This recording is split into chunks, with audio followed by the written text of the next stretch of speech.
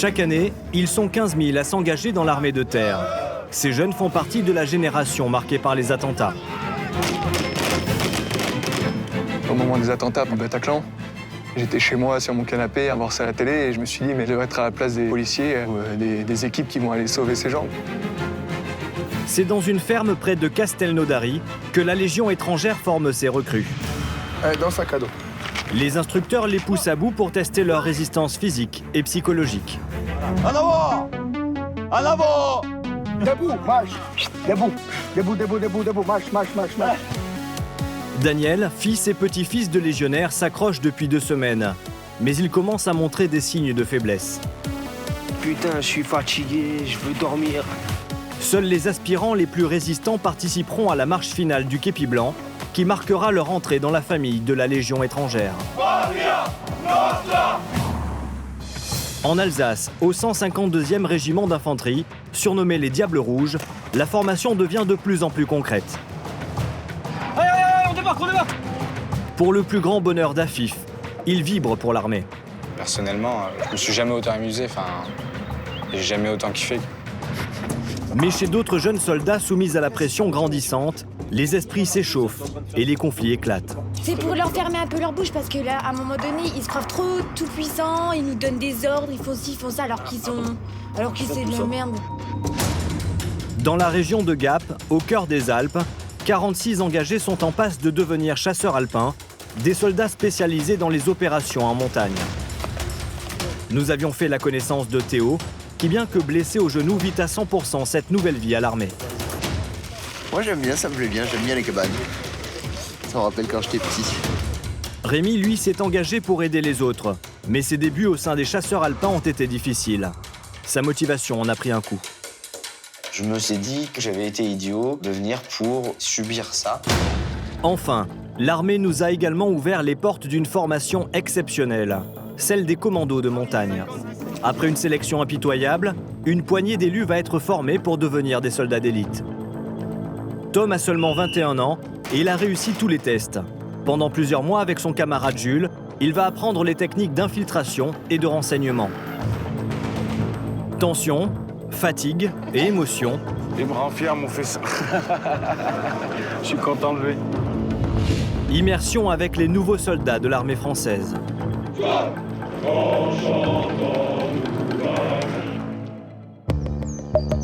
Dans une ferme isolée près de Castelnaudary, 38 jeunes venus de 22 pays différents débutent la 3e semaine de l'une des formations militaires les plus difficiles au monde. Ils rêvent d'intégrer la prestigieuse Légion étrangère. Pour en arriver là, ils ont tous réussi des tests physiques et psychologiques impitoyables. Enfermés dans cet ancien corps de ferme, coupés du monde extérieur, les engagés volontaires sont poussés à bout par leurs instructeurs qui ont pour mission d'en faire des soldats d'élite. Il leur reste encore 2 semaines pour devenir officiellement légionnaires. Chaque année, ils sont environ 1300 à passer par cette formation. Légionnaires, tous les involontaires, servant la France, avec honneur et fidélité, la discipline et la camaraderie sont la force, le courage et la loyauté des vertus. 3 aspirants légionnaires ont déjà abandonné. Pour ceux qui restent, il faut tenir, se serrer les coudes et aller jusqu'au bout de l'aventure. C'est pas comme ça, camarade. Ah non, comme ça. Allez, en avant, en avant, en avant, en avant. Voilà. Allez, allez. Parmi eux, quelques Français comme Daniel, un Breton de 19 ans. Il suit les traces de son père et de son grand-père, 2 anciens légionnaires. C'est bien. Pour le moment, Daniel tient le coup, mais pour lui aussi, l'instruction devient de plus en plus difficile. Un autre engagé volontaire s'accroche. C'est Léonard, un Sénégalais de 31 ans. Il était professeur d'anglais dans son pays.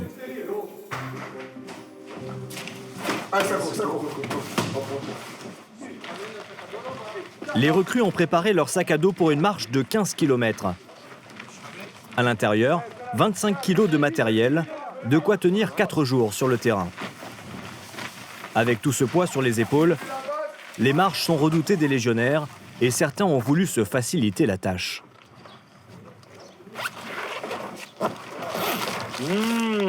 C'est où le deuxième tenue? Utenio de rechange, Urtex. Ah oui, tu n'as pas de liste. Quelques aspirants ont volontairement réduit leur équipement, mais les instructeurs ont découvert la supercherie. Le caporal James n'apprécie pas du tout. C'est des dos.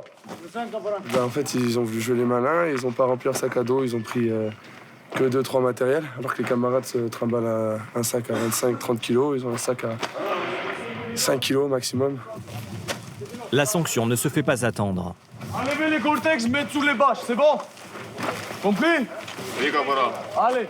Tous les engagés volontaires vont devoir vider leur sac. Et pour ceux qui ont triché, c'est la punition. C'est bon, voilà, c'est ça, c'est sur sac de couchage Gore-Tex, c'est bon? C'est bon? Oui, caporal. Allez, dans le sac à dos. Pour chaque objet oublié, les soldats vont devoir mettre une pierre dans leur sac. Certains porteront jusqu'à 10 kilos de cailloux supplémentaires, soit 35 kilos au total. Allez, posez dans le sac à dos. Daniel, le Français, fait partie des punis. Pour eux, j'ai le sac trop léger. Mais là, de ce que je vois, le seul truc que je n'ai pas, c'est le réchaud. Pour eux, on a voulu jouer au plus intelligent en mettant un sac plus léger, donc on aura le sac plus lourd qu'eux. Jackie, un jeune malgache de 18 ans, a lui aussi droit à sa pierre. Il a oublié sa tenue de rechange. Il est lourd le caillou? Ah ouais. Donc le tenue de rechange. La vérification se poursuit et pour Daniel, les choses se compliquent. Quatrième et dernier, normalement. 4 objets oubliés, 4 pierres. Le sac s'alourdit. Et les instructeurs sont intraitables, pas moyen de négocier. Je peux enlever un caillou, j'ai mon t-shirt. Oui, il a son t-shirt. Et où ton bonnet? Je peux enlever un caillou? Ouais, allez, regarde, caporal. Il est sale en fait, mais parce que je pensais que je l'avais pas mis, mais il est sale. Regarde, caporal, il enlève un caillou pour toi. Non, ça y était pas. C'est bon, enlevez caillou. Voilà. Déjà, quatrième. Allez les gars, fermez les stands. Allez, sac à dos à dos. Daniel va devoir marcher avec 10 kilos de cailloux supplémentaires sur le dos. En tout, 35 kilos à porter pendant 15 km. Ça va être dur. Ah, c'est plus long, mais là, sachant que j'ai 4 cailloux dedans, plus long que les autres. La marche, aujourd'hui, est 15 km. C'est bon, tranquille. Donc on fait la marche à peu près 3 heures, 4 heures de route. Question? Non, adjudant. C'est leur chef de section, l'adjudant Mikola, qui va être en tête de la marche. Un sous-officier très exigeant, réputé pour son autorité. L'adjudant Mikola prépare ses jeunes engagés à la fameuse marche du képi blanc, l'ultime étape de la formation à la ferme, le passage obligatoire pour devenir légionnaire. Mais après seulement 8 km, les corps commencent à souffrir. Ça pèse sur l'épaule gauche. Et je dois avoir 3-4 ampoules qui ont explosé sur le pied gauche. Faut savoir.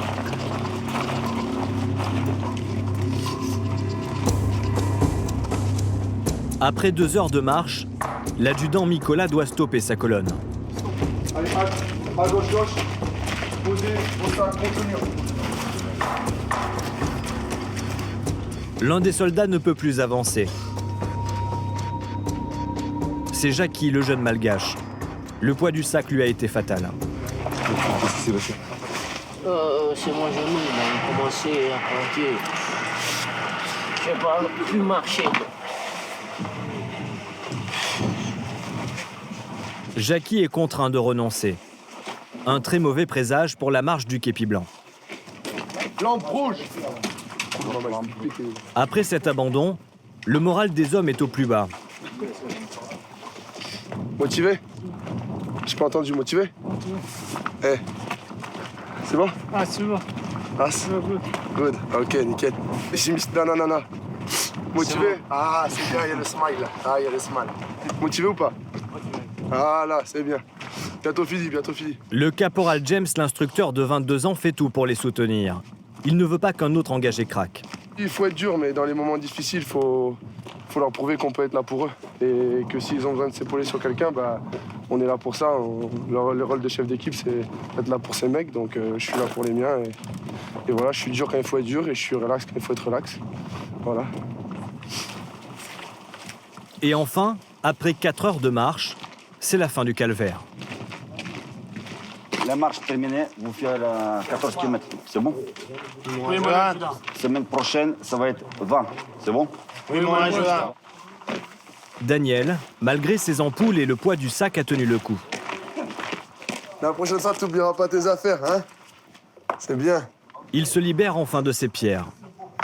Pour le jeune homme, le message est bien passé. Voilà, c'est bien francophone. Allez avec le sourire. On apprend de ses erreurs, copain. Ah oui.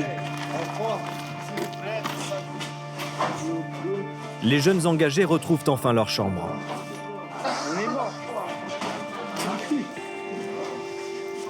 Et là, on a retrouvé la pleine forme. Parce que là, on a 5 minutes pour aller aux douches, nous doucher et dormir. Ça, c'est bon, ça, dormir. Daniel est heureux, mais pour Jackie, le malgache, c'est un coup dur. Ça va pas. Il faut que je me soigne un peu. Et vous voulez continuer quand même? Oui, bien sûr. Je peux pas m'abandonner comme ça.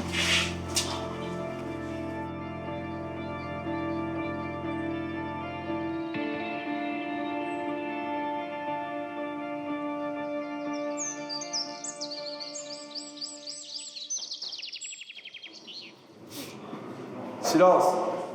Le lendemain, le caporal James sent que le moment est difficile pour les recrues. Il leur reste encore 2 semaines à la ferme. Alors, pour leur remonter le moral, il a décidé de fêter l'anniversaire d'un de ses petits protégés. Un message important aujourd'hui.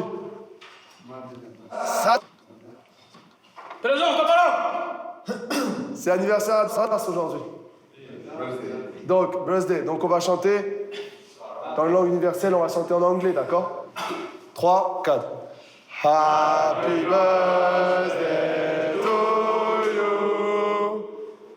Eusebio n'est pas un engagé comme les autres. C'est le plus vieux. Il a 38 ans aujourd'hui. Repos. Tiens, ton gâteau d'anniversaire.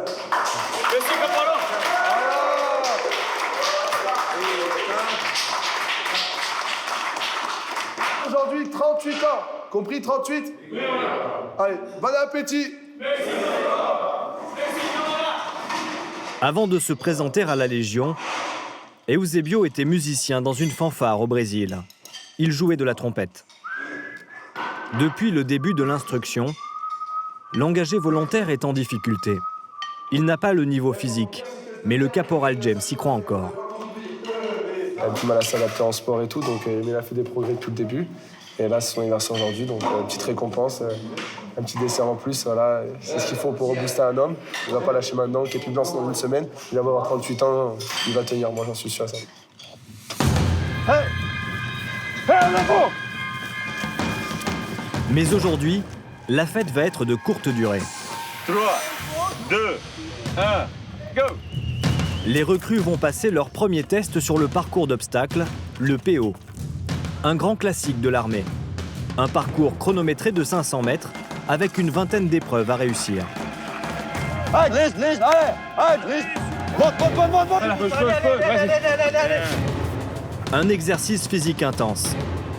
Hey, accélère, accélère, accélère. Pourquoi vous marchez? Chaque faux pas peut coûter au mieux une perte de points, au pire, une blessure. Hey, là-bas, là-bas, là-bas, là-bas, là-bas. Debout, debout. Marche. C'est ici que les instructeurs sélectionnent les meilleurs soldats qui intégreront les troupes d'élite, ceux qui font les meilleurs temps. Et aujourd'hui, il y en a un qui va avoir l'occasion de se distinguer. Un Sud-Africain de 20 ans. Nickel, vas-y. Fort, fort, fort, fort, fort. Tout légionnaire doit faire le parcours d'obstacles en moins de 5 minutes. Bruce veut être parachutiste. Il sait que pour cela, il doit faire beaucoup mieux. Accélère, accélère, accélère, accélère. Allez, allez, allez. Le Sud-Africain réalise le parcours en 3 minutes 52 secondes, un temps exceptionnel. Mais le jeune homme n'est pas totalement satisfait. Je suis très content. La prochaine fois, je ferai mieux. Je me suis fixé un objectif et j'essaie de l'atteindre. Et de faire mieux. Beaucoup mieux. Mais d'autres engagés sont moins à l'aise que Bruce. En avant, papi, curva, en avant, attention la pierre. Curva, en avant. Eusebio, le Brésilien de 38 ans, que l'adjudant surnomme Papy, fait preuve de beaucoup moins d'adresse. Dernière chance. Échec, échec, échec, échec, échec, échec pour le temps. Allez, continue. C'est échec. Ta curva, je pense, là, tu vas avoir l'échec. En avant. Eusebio n'a effectué que la moitié du parcours. Il est déjà à 6 minutes, ce qui agace particulièrement l'adjudant Mikola. Allez, en avant, en avant. Allez, curva. Dès qu'il ne fait pas le test sol, c'est 5 minutes minimum au bureau, donc il ne va pas au régiment. Et un mois, s'il ne va pas faire son test, donc je ne sais pas, il va retourner au Brésil. Jouer sur la caméra. Cours, cours, cours, cours. Derrière, Léonard, le Sénégalais, s'élance à son tour. Daniel, le Breton, est également dans la course. Si tout se passe bien pour les deux francophones, pour le Brésilien, le parcours d'obstacles va prendre une mauvaise tournure. Allez, saute. Saute, saute. C'est pas grave. En avant. En avant. En avant. En avant. Sonné, Eusebio a le plus grand mal à poursuivre. Allez, respire. Allez, en avant. C'est bon, c'est bon. C'est bon, laisse, c'est bon. Il va pas bouger. Mais pour l'adjudant Mikola, hors de question d'abandonner. Les instructeurs lui laissent une dernière chance et Eusebio finit tant bien que mal le parcours. Allez, simplement, ici, face à moi, c'est parti. Hop. C'est l'heure des résultats. Pour les 3/4 de la section, ils ne sont pas bons. Et vous montrez la technique, oui ou non? Oui, moi, je n'ai pas vu là, ni réception, ni souffle, rien. Donc vous passez comme une grosse merde. Compris, grosse merde? Oui, moi, ça. Ok, allez, c'est parti. Et Eusebio a fait 12 minutes. Il est en dernière position. 5-17. Léonard est à 5 minutes 17 secondes. Il est hors temps à quelques secondes près. Accélère un peu, comme ça tu rentres dedans. 4,55. Daniel, lui, est passé tout juste en dessous de la barre des 5 minutes. En place, allez, soufflez. Tous ceux qui n'ont pas réussi le test vont devoir le recommencer. Et le sergent Diogo, un des instructeurs, se charge de les motiver à sa manière. Soufflez. Écoutez-moi bien. Moi, j'ai mon test 3 minutes 30. 37 ans. Alors, arrêtez de branler les couilles sur le PO. Il faut donner à fond. Comme ça, c'est fait. C'est fini. En avant, merdien, en avant. Léonard s'élance à nouveau. Il va devoir faire 17 secondes de moins. Hop, en bas, hop, réception, hop, allez, cours. Allez, accélère.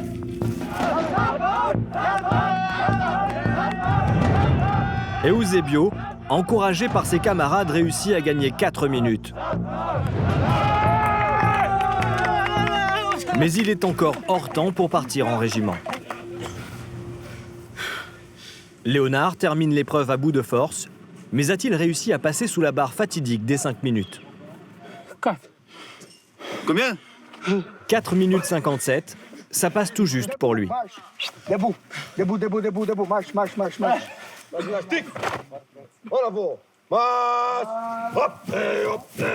Les instructeurs de la Légion doivent former des soldats d'élite. Pour arriver à ce résultat, ils sont obligés de pousser leurs engagés au-delà de leurs limites.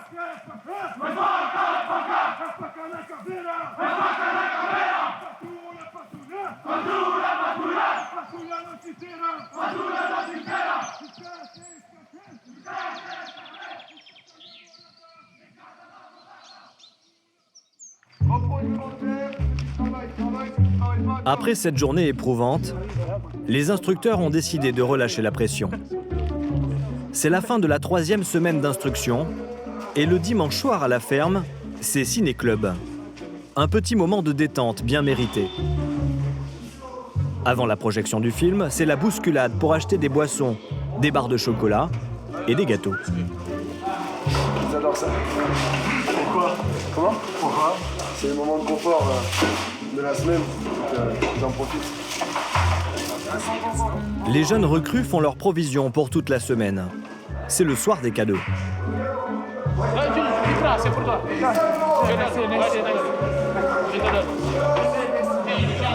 On s'échange les chocolats, mais le marchandage est rude. Les mecs qui regardent le cramage. Le responsable de la programmation des films, c'est le sergent Yvan, l'un des instructeurs. Alors forcément, le choix est tout de suite fait. Je crois que je vais les montrer l'ancien film Légionnaire avec le Van Damme. Comme ça, ils vont voir comment c'était avant, comment c'était Légion à l'époque. C'est toujours un film de guerre. Oui, c'est toujours un film de guerre. Ça donne les idées, ça donne la motivation.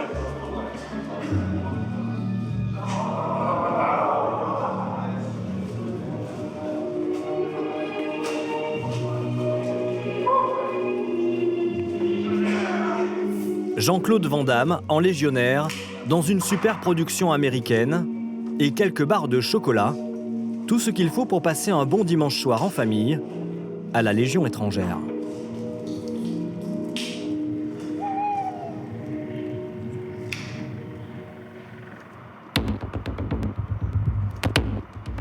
Si l'ambiance est à la détente chez les légionnaires, chez les Diables Rouges, la formation bat son plein.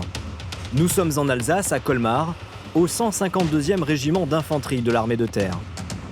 Les jeunes formés ici seront bientôt envoyés en première ligne en opération extérieure, au Sahel ou au Moyen-Orient. Cette année, ils sont 270 à rejoindre les rangs de celui qu'on surnomme le premier des régiments de France. Parmi eux, Vaïté et Afif sont toujours très motivés. Mais d'autres ont le moral en berne, comme Amélie et Greg. Greg, c'est ce jeune homme qui supportait mal l'éloignement d'avec sa famille, mais qui avait aussi à cœur de lui prouver sa détermination. Cela fait 2 mois que les jeunes ont entamé leur formation et la fatigue commence à se faire sentir. Je savais pas, j'étais pas sûr, j'avais envie que mon père soit fier de moi. Et pour une fois qu'on était vraiment content de ce que je faisais, voilà, j'avais envie de me donner, sauf que je me suis rendu compte que le faire pour les autres, au bout d'un moment, ça ne fonctionne pas.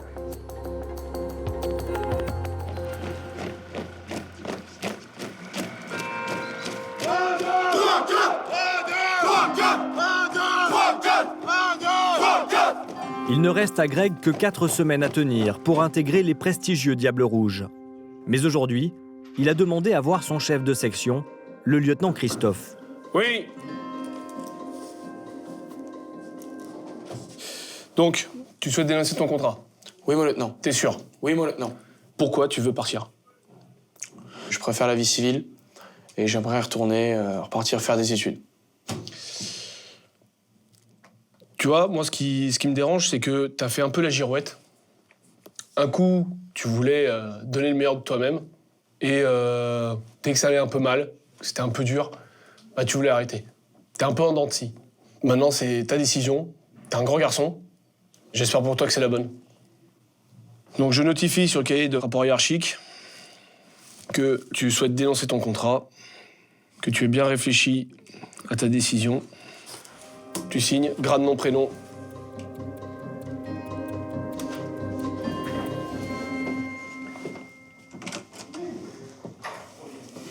Le lieutenant informe immédiatement son équipe de la décision de Greg. J'ai appelé son CIRFA, étonné, déçu. Sa mère, elle sait pas ce qu'il va faire de sa vie. Son père, il est pas étonné. Voilà. Ça fait mal, surtout que je pense qu'il en a été capable. Maintenant, la grande majorité de la section est vraiment motivée. Je sais que là, il me reste le noyau dur de la section. Je vais en faire des bons Diables Rouges.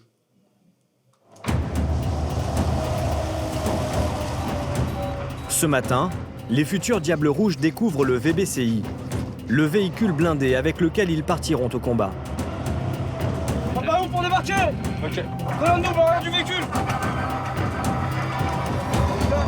Allez, on débarque, on débarque. Afif est aux anges, il touche enfin son rêve du doigt. Les blindés, c'est vraiment notre véhicule, quoi. On fait du combat avec, on mène des assauts. Lorsqu'on est à l'intérieur, tous ensemble, on va se motiver. Et on sait qu'on est vraiment concentré sur ce qui nous attend. Personnellement, je me suis jamais autant amusé, j'ai jamais autant kiffé qu'en FTS. Excellente recrue, Afif a été choisi pour être chef d'équipe. Et il va avoir du pain sur la planche, car ses camarades ont quelques problèmes pour se repérer dans l'espace. Débarquez en ligne, face 9h à gauche. Allez. Oh bon. À gauche, les gars, de l'autre côté. Rigolo, ça. À gauche et à droite. Débarquez. Face 9h à gauche. Allez. Non, là c'est midi 3 et 9, c'est là-bas. Tu t'es regardé de l'autre côté? Ouais. C'est pas grave, ouais, j'y vais en premier. À gauche du véhicule. À gauche. Et même quand Afif prend la tête des opérations, ce n'est pas gagné. Non, les gars, pourquoi tu passes comme ça? C'est moi le premier. Remontez. En opération extérieure, sous le feu ennemi, ce type d'erreur pourrait leur être fatal. Alors les jeunes recrues vont s'entraîner sans relâche jusqu'à la nuit. Pour les instructeurs, les futurs soldats ont commis beaucoup trop d'impairs aujourd'hui. La sanction va tomber, les punitions vont pleuvoir. Mais le caporal-chef est bon joueur et donne une chance aux jeunes recrues d'adoucir la sentence, à condition de le battre au ping-pong. Toi, tu l'as utilisé? Vous m'envoyez votre meilleur joueur. S'il gagne, ce soir, vous ramassez moins que ce qui est prévu. Qui a fait le ping-pong là? Moi, j'en ai fait, mais il y a très longtemps. T'es chaud? Attends. C'est celui qui a fait les championnats. Attends. Qui a fait plus de 50 ping-pong? Personne, vas-y. C'est Nicolas qui s'y colle. Va-t-il réussir à atténuer la punition d'Amélie et de ses camarades? La partie démarre mal pour la section. L'engagé ne semble pas faire le poids face au caporal-chef.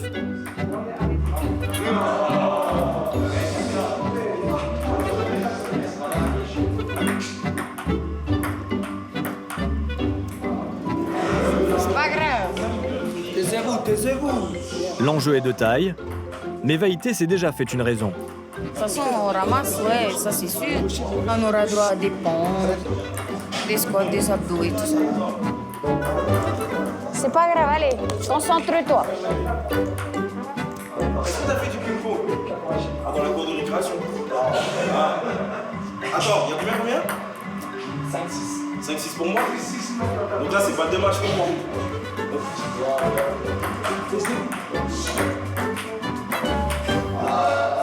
Allez, prenez vos affaires. Bien joué quand même. Donc, vous avez perdu votre deal. Préparez-vous à ramasser ce soir. Allez, tout le monde en bas. Tous les soirs, la section paie ses erreurs de la journée avec des exercices physiques. Allez, en position. C'est aussi un prétexte pour faire faire à ces jeunes du renforcement musculaire. Le tarif des punitions est souvent aléatoire, au bon vouloir des cadres. Avec moi. 0, 1, 2. Et les jeunes n'ont pas intérêt à contester, au risque de faire du rab. Allez, c'est bien. 77. Amélie s'est blessée au genou la veille, en tombant sur une plaque de verglas. Mais ici, pas de régime de faveur. La jeune femme s'exécute tant bien que mal. Ce soir, les esprits s'échauffent. Handicapée par son genou, Amélie a eu du mal à terminer les exercices et des garçons se sont discrètement moqués d'elle. Tais-toi là. Tu te calmes. Mais hier, vous me dites qu'il faut que je me défende et puis quand je me défends, vous m'engueulez caporal-chef.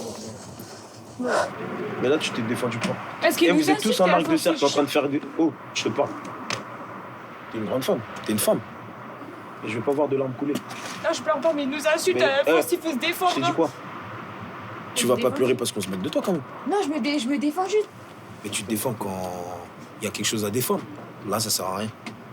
Tu donnes de l'importance à des mecs qui... C'est pour leur fermer un peu leur bouche parce que là, à un moment donné, ils se croient trop tout puissants, ils nous donnent des ordres, ils font ci, ils font ça, alors qu'ils sont... Ah Alors que c'est de la merde. Ils font tout ça. Ah bon? Alors que c'est de la Moi, merde, je c'est vois de pas la... ça du tout. Oui, mais parce que vous n'êtes pas dans les rangs avec nous, caporal-chef. Quand vous êtes dans les rangs... Bref, mais calme-toi quand même. Oui, caporal-chef. Tu dois faire la différence, tu dois savoir faire la différence. Reçu, caporal-chef. C'est bon? Oui. Oui, dépêche-toi d'aller faire tes affaires. Oui. Bonne soirée. Bonne soirée. Chez les filles, l'incident suscite des réactions. Le caporal Rebecca, aujourd'hui instructeur, se souvient de cette classe. J'avais aussi ça. Je pense que toutes les femmes à l'armée, ils ont ça. Donc, ok, ça blesse un peu, mais après, il faut se dire... on peut être meilleur qu'eux dans d'autres domaines. Donc, on montre qui on est et après, ils ferment leur bouche. Ça passera. Moi, ça me fait rien. Parce que je sais ce que je vaux et voilà. Moi, je donne ce que je peux. Quand je peux plus, je peux plus. Si Amélie est tellement à cran ce soir, c'est surtout parce qu'elle s'inquiète pour son genou blessé. Je vais faire doucement. Ça serait bête d'être réformée pour une blessure aussi bête que ça, quoi, d'être tombée sur une plaque de verglas. Moi, j'ai envie de finir mes 3 mois, que toute ma famille soit fière de moi. Qu'ils viennent à la remise du képi, la remise de la fourragère, tout ça. Le lendemain est un jour capital pour la section. C'est le jour de la marche des 20 km, la plus longue distance que les engagés ont parcourue jusque-là. Bien, nous sommes au départ de la marche. Marche de 20 km. Malgré sa douleur au genou, Amélie a tenu à y participer. Sur ce, le sourire et en avant. L'ordre, il reste comme ça jusqu'à là-bas. Les plus faibles sont placés en premier dans la colonne. Vaïté ouvre la marche, suivi de la jeune blessée. Mais dès la première côte, Amélie est en difficulté. L'écart se creuse tellement entre les deux jeunes femmes que le lieutenant est obligé de stopper la section. On attend que les autres rejoignent. Et rentre dans le P4. T'as essayé, ton genou tient pas, donc tu rentres dans le P4 avec la caporale, d'accord? Allez, c'est bon, on continue. Sans un regard, le groupe s'éloigne. Amélie terminera le parcours en voiture. En cours de route, un hôte de marque rejoint la section, le lieutenant-colonel Rémy, le chef du bureau Opération Instruction. Il vient s'assurer que les engagés ont le niveau requis, car dès la fin de leur formation, ils pourront être déployés sur des zones de guerre, notamment au Mali. C'est aussi l'occasion de faire connaissance avec les futurs recrues comme Afif et d'évaluer leur motivation. Forcément, oui, on est en France, on se sent protégé parce que c'est notre patrie et puis c'est le milieu où on vit, mais il peut très bien se passer de violents actes tels que terroristes, comme on a pu vivre ces dernières années. Donc on veut vraiment être là, je pense, on veut vraiment protéger la population et puis faire ce qu'on aime. Donc voilà, j'ai une chance d'aimer ce métier et de vouloir vraiment le faire. Donc 19 ans. Je vais être très honnête avec vous. On a eu un peu la chair de poule. Je sais pas si tu avais préparé ton... Du tout, mon colonel. C'est assez émouvant d'entendre un garçon de 19 ans qui est dans nos rangs depuis quelques semaines, avoir déjà perçu à ce point-là l'appel des armes. Et il l'a entendu parce qu'il veut servir son pays. Et ça, pour l'officier et pour le père de famille que je suis, je trouve que c'est... Tant qu'on aura des soldats qui veulent s'engager pour de telles raisons, on pourra dire à nos enfants qu'ils peuvent dormir tranquilles.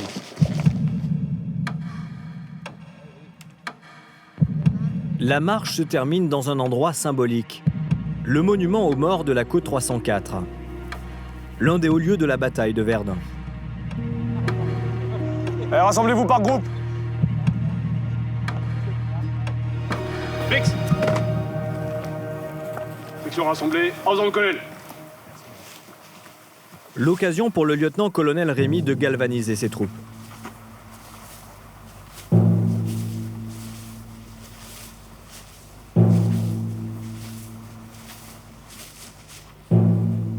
Repos. Voilà l'étape que vous venez de franchir, et sur un lieu mythique. Honneur, ce mot, ici, sur la côte 304, il a un sens tout particulier. Tout à l'heure, vous lirez ce qu'il y a écrit sur ce monument pour réfléchir au sens de votre engagement. La terre nous parle, parce qu'avec la terre qui nous parle, ce sont nos anciens, les morts de toutes les guerres, pas seulement de la guerre de 14-18. Qu'il s'appelle Caporal Le Danseur, mort à Rethel en 1940. Qu'il s'appelle plus près de nous, Colonel Beltram, mort en héros pour notre pays il y a quelques semaines, écoutez bien ce qu'ils vous disent dans le silence. Ils vous disent qu'il n'y a jamais eu, qu'il n'y a pas et qu'il n'y aura jamais de honte à vibrer au mot de patrie. Ils vous disent que vous avez fait un choix qui vous honore. Ils vous disent de serrer les dents dans les difficultés et ils vous disent de continuer la tête haute. Section Carreau! Aux morts!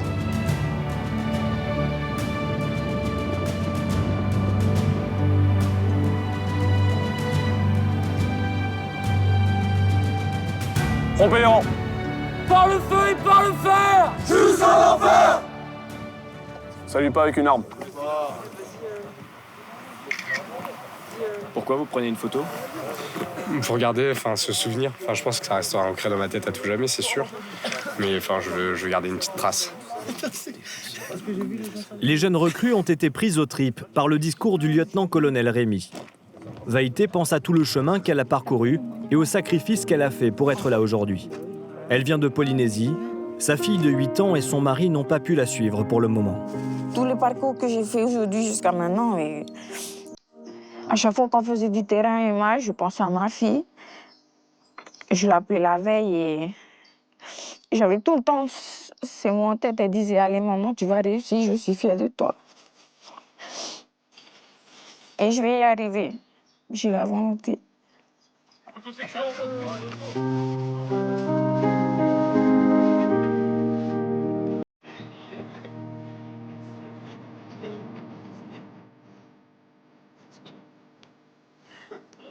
Le 15-2 ne pas subir.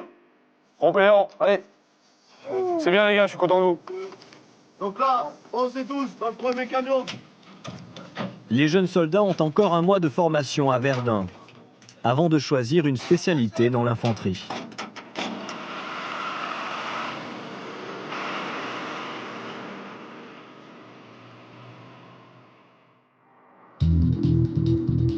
À 500 km de là, à Gap, 40 jeunes sont en passe de rejoindre les rangs des chasseurs alpins. Ils sont déjà à mi-parcours de leur formation et ils ont acquis le droit de porter le béret des troupes de montagne, la tarte, après une éprouvante marche de 20 km dans la neige. Mais certains engagés commencent à avoir du mal à suivre le rythme. C'est le cas de Rémy. Le jeune homme qui a obtenu un BTS d'aménagement du territoire rencontre des difficultés depuis le début. Il se pose toujours beaucoup de questions et ne semble jamais vraiment à sa place. En avant. 1, 2, 2. T'es trop devant. Regarde où tu es. Regarde où tu es. Regarde où tu t'en vas là. Et il n'est pas le seul à avoir été éreinté par les premières semaines de formation. Théo est une excellente recrue. Mais il est lui aussi sur la sellette. Le jeune homme s'est fait mal au genou en glissant dans l'escalier. Une blessure qui pourrait compromettre la suite de sa formation. Là, je dois me ménager. Si vendredi prochain ça va pas mieux, je suis radié pour le moment Enfin, radié, non, le mot est fort. Je suis arrêté tant que mon genou ça va pas mieux, tant que j'ai pas fait la rééducation, et du kiné, etc., etc. Aujourd'hui, Théo a rendez-vous pour la 3e fois avec le médecin militaire. Un entretien qui l'attend avec angoisse. Il sait que son avenir au sein de l'armée est en jeu, mais il est confiant. C'est le rendez-vous attendu depuis une bonne semaine. Je pense qu'avec du soin et un peu de réhabilitation, tout va bien se passer. Je pourrais reprendre. Bon, si ça doit prendre une paire de mois, ça les prendra. Hein, mais je les ferai et je reviendrai. Je reviendrai plus fort et avec déjà les acquis que j'ai eus pendant ce premier mois ici. Et voilà, tout se passera bien. L'entretien est confidentiel. Après 1 heure de consultation...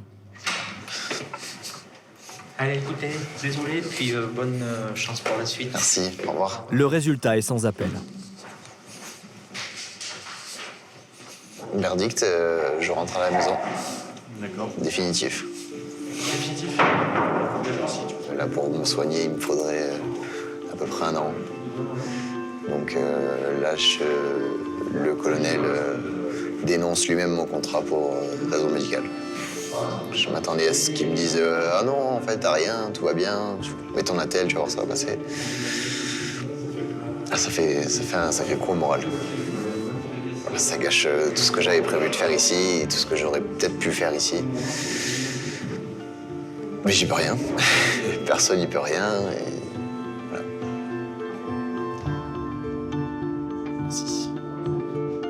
Le médecin qui a décidé d'exclure définitivement Théo de l'armée est bien conscient de sa responsabilité. Ce n'est pas de gaieté de cœur qu'il prend ce genre de décision. Moi, ça me fend le cœur de voir des jeunes de 18-20 ans qui pleurent dans mon bureau parce qu'il y en a certains, c'était leur rêve de jeunesse ou d'enfance. Mais malheureusement, la nature est parfois injuste.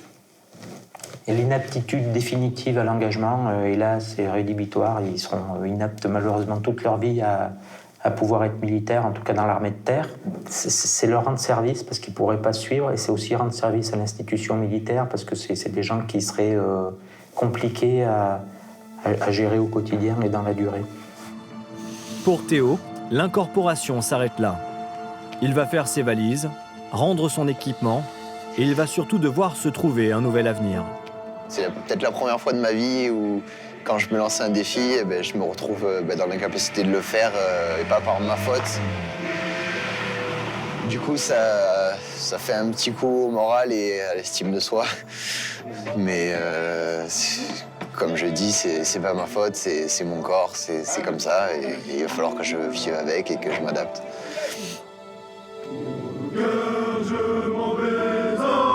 Pour ses camarades, l'aventure continue. Mais le départ de Théo a ébranlé la section.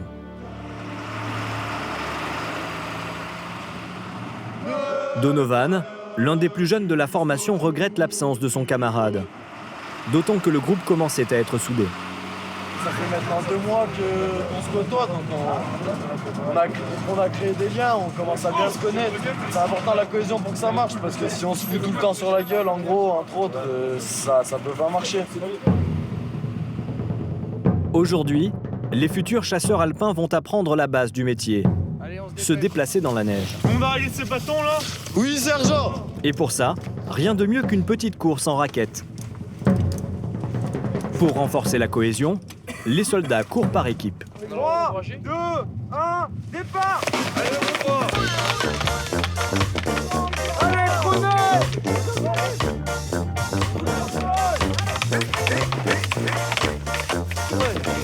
Allez,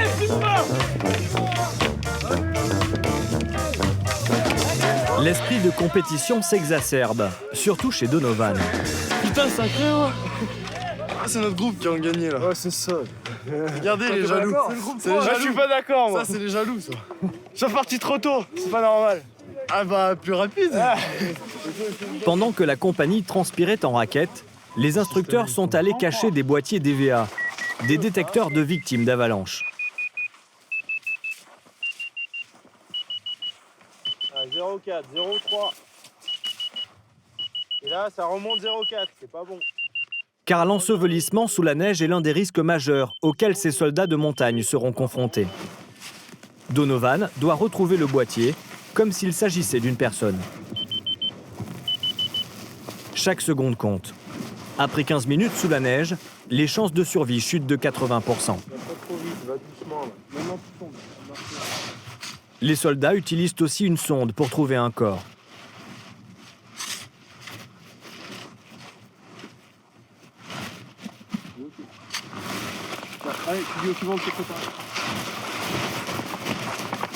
J'étais un peu lent, mais c'est le temps de trouver la technique.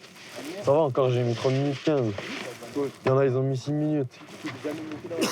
Une fois la victime localisée, les stagiaires apprennent à l'évacuer. Et on fait un cocon avec la couverture de survie. Donc là, on refait un... Ils ne le savent pas encore, mais dans quelques minutes, ils devront faire face à un accident, bien réel cette fois-ci. Prendre des risques pour sauver un mec, c'est cool dans les films. Dans la vraie vie, ça fait 2 blessés. Déjà, un blessé, c'est le bordel, le monstre. Mais alors 2, c'est fini en fait. 2, c'est l'apocalypse. On attend Jésus, quoi. Le sergent Rémi sait être pédagogue. Pas de fioritures, du concret. Les stagiaires s'y croiraient presque. Ok, faut pas le faire tomber, parce que là, regardez. Là, vous êtes prêts? Regardez. Comment il fait, lui? Vous avez vu? Lui, il fait rien, lui. Lui, c'est mort. Lui, il se noie dans la neige. C'est un savoir-faire qu'il faut absolument maîtriser, parce que le jour où ça arrive, il faut être prêt. Il n'y a pas de droit à l'erreur. Les mecs, quand on fait ça à l'entraînement, c'est tranquille, on leur parle. Et dès qu'on rajoute un peu de cris, de stress, les mecs, ils sont perdus, quoi. Donc voilà. Voilà. Et le sergent ne croit pas si bien dire, parce qu'au moment où il parle, juste derrière lui, l'un des jeunes convulse et fait un vrai malaise. Luttez là, allez-moi lutter là. Prends du B. Écartez-vous. Allez, ça va. Allez, ça va aller. Tiens les choses, faut lui enlever calme-toi, c'est simple ça, laissez-le consulter. Allez. Poussez-vous les gars. C'est bon, calme-toi. Les stagiaires tentent de venir en aide à leurs camarades, mais maladroitement. Les instructeurs veulent gérer seuls la crise. Écartez-vous. Allez, écartez-vous les gars. Écoute-moi, calme-toi. Tout va bien. Écoute-moi. Non, tu vas te lever. Calme. Attends. Non. Arrête. Arrête, calme-toi. T'es pas bien. Calme-toi. On est là pour toi. Non, lâchez-moi, je vais bien, c'est bon. On est pas second. Non, mais c'est bon. Calme-toi. Allez. Écoute-moi. Tu vas te lever dans 2 secondes. Calme-toi.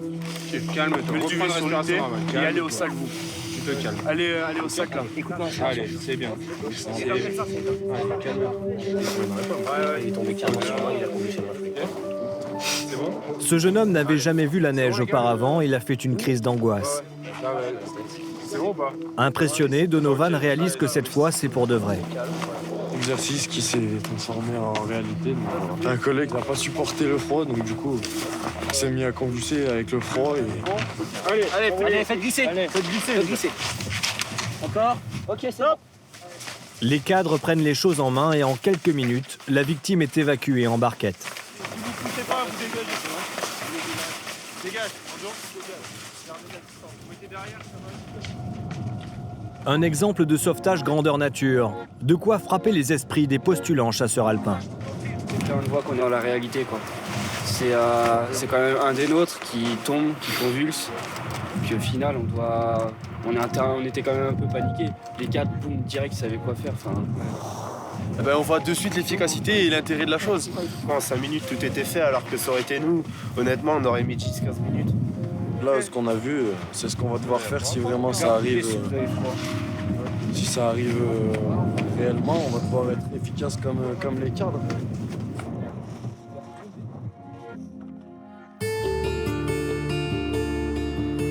Au lendemain de ces exercices éprouvants, tous les engagés bénéficient d'une permission de 3 jours.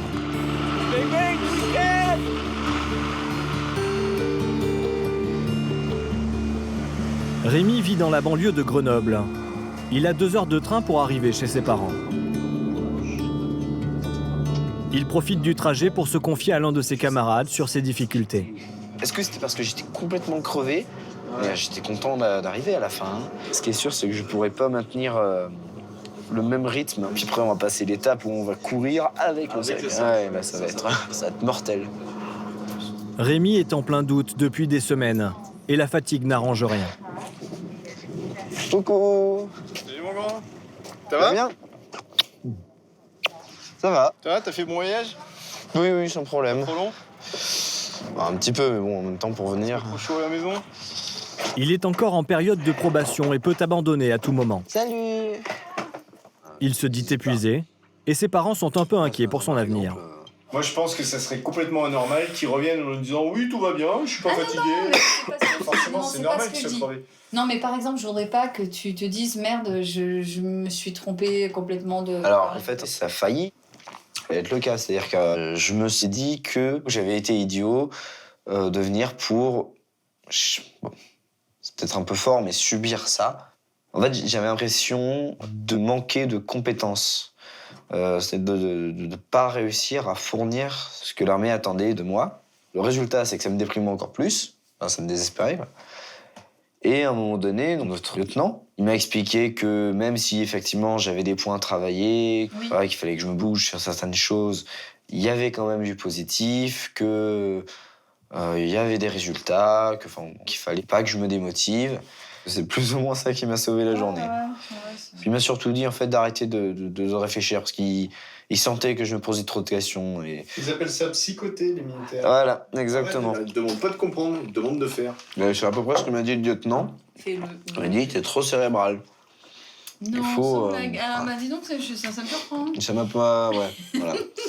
C'est ce que je me suis dit aussi. Donc en fait, il faut que tu poses un peu ton cerveau, c'est ça? C'est à peu près l'idée. Moi, ce qui m'inquiète, c'est qu'il se fasse renvoyer de l'armée. Parce que je sais que lui, il ne le vivrait pas forcément bien, que ça serait un échec voilà, dans ce qu'il a envie de réaliser. Je serais soulagée quand cette période de classe sera terminée et que ce sera bon et qu'il sera vraiment dans l'armée. Et là, Allez, bonne nuit. Dors bien, mon grand. Bonne nuit. Bonne nuit.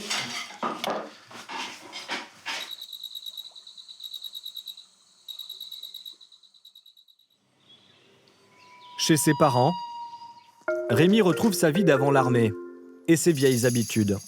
Réveil tardif, petit déjeuner devant la télévision, une petite régression en enfance pour reprendre des forces. Cette cure de cocooning semble avoir porté ses fruits. Le soir même, Rémi reprend le train direction la caserne de Gap. Réconforté par ses parents, il va s'accorder un peu de temps pour décider s'il reste ou non à l'armée. En fait, j'ai pas mal de sentiments et parfois assez contradictoires. C'est-à-dire que d'un côté, je suis très content de voir ce qu'on a pu accomplir, mais j'ai aussi une sorte d'appréhension en sachant que je vais y retourner et que ça ne sera pas facile. Et je pense qu'au bout de quelques mois et de quelques missions, j'aurais changé, je serais devenu quelqu'un d'autre.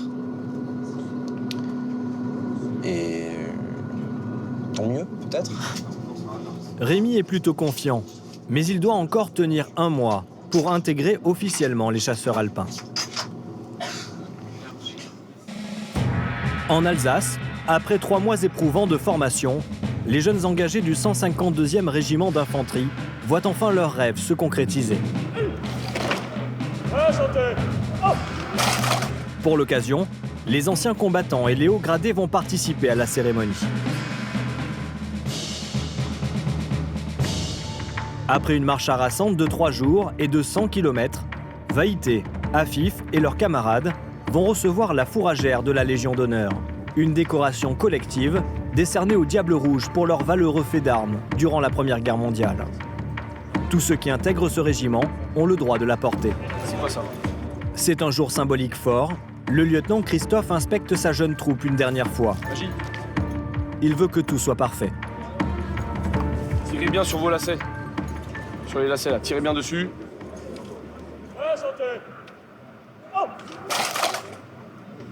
Les familles assistent à l'événement. La sœur d'Afif, accompagnée de son frère jumeau, est bien sûr au rendez-vous. Je suis trop émue, je suis trop pressée d'aller le voir en fait. Quand il avait des permissions, il venait à la maison. Il venait les week-ends et tout. Au début, il descendait chez ma soeur, mais je l'ai vite rapatrié vers moi. Ouais, grave. Ça reste quand même mon jumeau et tout. Après, on était fusionnels et c'était dur le manque quand il était ici. Puis les soirs, on essayait de s'appeler. Il me disait que c'était compliqué.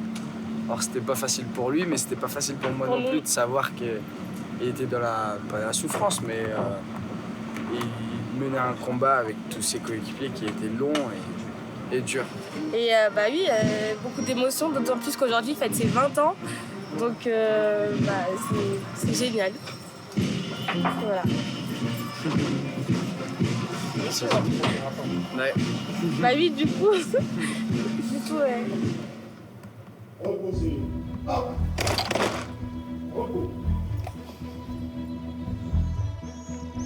Aujourd'hui marque la fin d'une longue période de formation que vous avez accomplie avec ardeur et honneur. Le colonel François-Régis Dabas, le chef de corps du 15-2, rappelle l'importance de leur engagement et la valeur de ce régiment surnommé le premier des régiments de France. Cette fourragère marque des héros.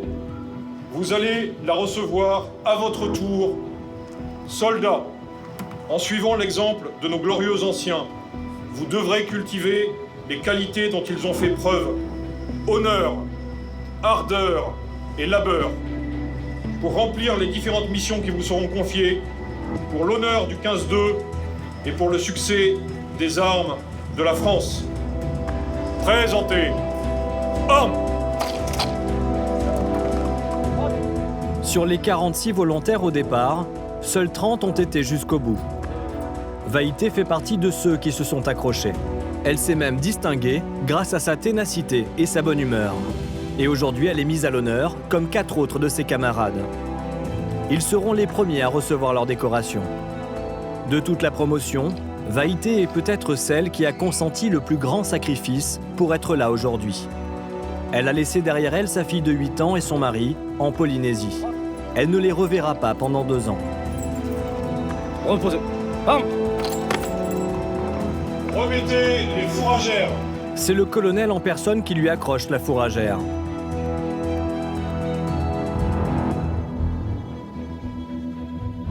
Les regards sont graves et fiers. C'est l'aboutissement de longues semaines de formation et la concrétisation de leur engagement pour défendre la France.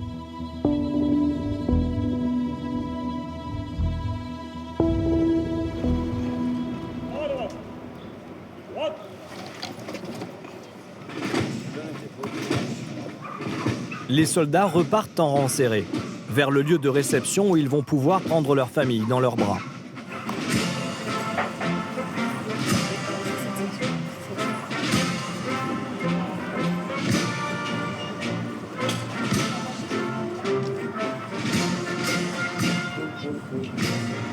Amélie aussi a reçu sa fourragère, mais à cause de sa blessure au genou, elle ne défile pas avec ses camarades. Même si elle n'a pas pu effectuer la marche de 3 jours, l'armée a quand même validé sa formation. Elle a été affectée au service de transmission, dans lequel elle va pouvoir se spécialiser. Je suis super contente, j'ai réalisé mon rêve en fait. Je suis là où je voulais être, la compagnie, la section, voilà. Il y a beaucoup de travail à fournir parce que voilà, il faut travailler tout ce qui est écoute, parler en morse, tout ça, mais je vais tout faire pour y arriver. Pour après l'année prochaine partir en mission. C'est officiel, je suis une Diable Rouge et voilà.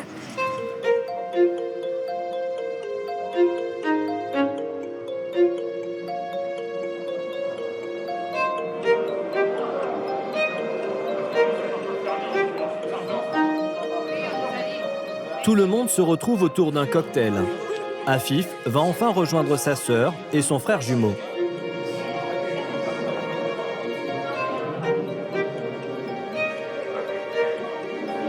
C'est un option chez vous. Oui. J'ai pas regardé, mais je sais que je suis horrible dessus. Moi je la mets. Mais je vais pas pleurer. Arrête, je pleure pas à tous les coups. Non, je pleure pas à tous les coups. Non. Elle a pleuré quand t'es partie. Elle a pleuré quand t'étais là-bas. Elle a pleuré quand elle est venue là, la première fois. J'ai presque pleuré tout à l'heure, mais j'ai pas pleuré. Et là, je vais repleurer. Je vais pas pleurer. Non, je vais pas pleurer. Ces classes, on s'en souviendra tout le temps parce que c'était vraiment le début. Donc voilà, c'était super. Enfin, voilà, clairement, c'était super. J'ai appris des choses, j'ai appris sur moi-même et voilà. Ça va me rendre meilleur dans les années à venir. Je suis un Diable Rouge.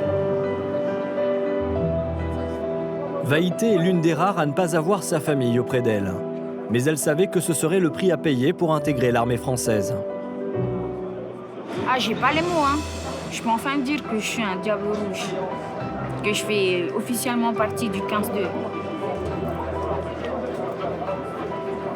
Oui, je suis fière. Au départ, les gens me jugeaient par rapport à mon physique. Parce qu'ils disaient que j'avais pas le physique et tout ça, mais moi je dis c'est pas question de physique, c'est dans la tête. Après moi, je représente ma Polynésie et eux ils sont fiers de moi. Et je veux dire que j'ai fait tout ça, c'est grâce à mon pays aussi, ils ont toujours été là. J'ai un peu moins le mal du pays. C'est dur, mais après il faut s'y faire, c'est la vie que j'ai choisie. Hein. Et c'est parce que je sais que ma fille me rejoindra très bientôt. Mais je me vois bien vivre ici, oui. Les nouveaux Diables Rouges vont encore se perfectionner pendant plusieurs mois, avant d'être envoyés en mission. Amélie poursuit sa formation dans les transmissions militaires. Vaïté, elle, est secrétaire dans les bureaux de l'état-major de Colmar. Afif est aujourd'hui lanceur de grenades dans le régiment des Diables Rouges. Il vient de terminer sa première mission aux Émirats Arabes Unis et dans quelques semaines, il participera à l'opération Sentinelle quelque part en France. Le 15-2, ce régiment d'assaut d'élite est en ce moment déployé en Guyane, au Sénégal et à Mayotte. Bientôt, il rejoindra le Mali, où l'armée française combat les djihadistes.